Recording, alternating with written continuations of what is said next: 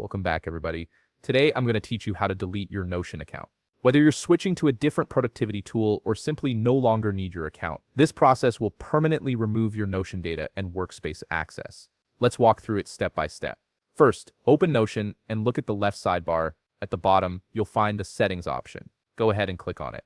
This takes you to the main settings area where you can manage all aspects of your Notion account, from preferences to security settings. Once you're in settings, you'll see several sections listed. Look for the account section near the top and click on your account name.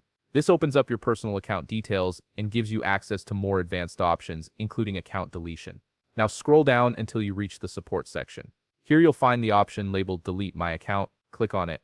Notion takes account deletion seriously, so they've placed this option in a less prominent area to prevent accidental deletions. This is your first step toward permanently removing your account.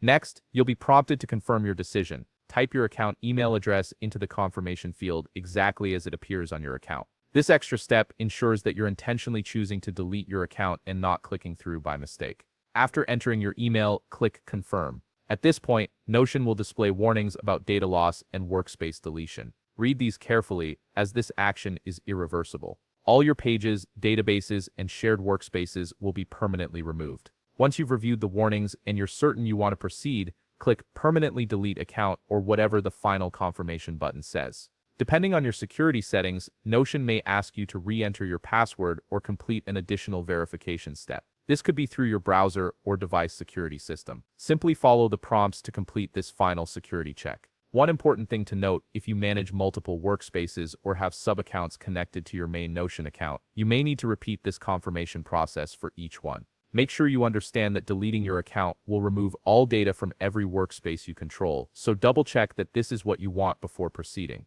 If you found this video helpful, please leave a like, subscribe, and see you in the next video.